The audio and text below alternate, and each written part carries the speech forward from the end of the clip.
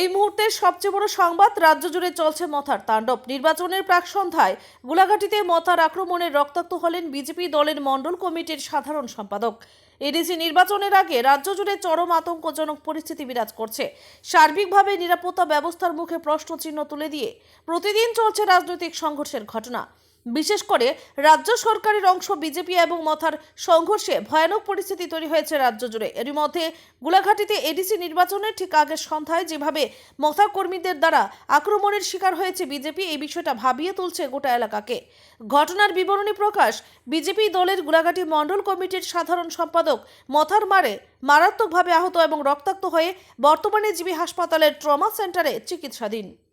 Bureau report, Tripura news Bangla. Saramani Debbarma 40 বছর। উনি আজকে সকালবেলা 10:30টার সময় আমি ছিলাম না, উনি একজন ডাক্তারবাবুকে দেখিয়ে গেছেন। ফিজিক্যাল অ্যাসল্ট লেখা ছিল, তখন ওনাকে মারধর করা হয়েছিল, এটুকুনি কমপ্লেন। তো এখন উনি আবার এসেছেন, ওনার মাথা ঝিমঝিম করছে, মাথার মধ্যে দেখলাম পেছন দিয়ে একটু ফোলা আছে, আর প্রেশারটা প্রচণ্ড হাই, আর পিপলগুলো ডাইলেটেড হয়ে গেছে। তো আমরা একটা বেটার ট্রিটমেন্টের জন্য একটা এনসিসিটি ব্রেন সাজেস্ট করেছি, ওনাকে বলেছি আমরা একটু জিবিতে গিয়ে দেখি।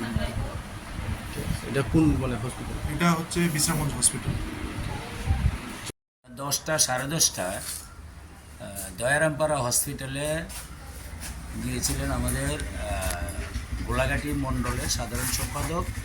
উনি গোলাঘাটি নির্বাচন ক্ষেত্রের কারণে একদিন উনি একটা অ্যাক্সিডেন্ট হয়েছিল, তার বাতিজাগে অ্যাক্সিডেন্ট হয়ে একটা পায়ে খুব আঘাত পেয়েছিল।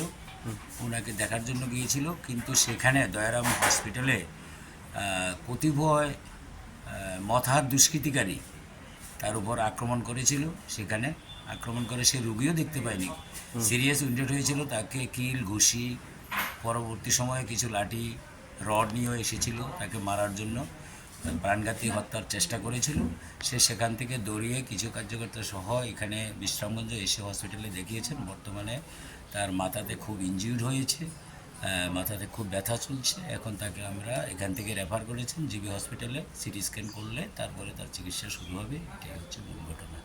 এবং সেখানে বিশ্বজিৎ দেববর্মা মথার এক দুষ্কৃতিকারী তার উপর আক্রমণ করেছিল। সেখানে একজন সরকারি স্টাফ নার্সও তাকে সহযোগিতা করেছিল, মথার সমর্থক হয়ে, যে তুমি বিজেপি, তুমি কেন এখানে হসপিটালে এসেছো, তাকে ধমকামক দিয়েছিল।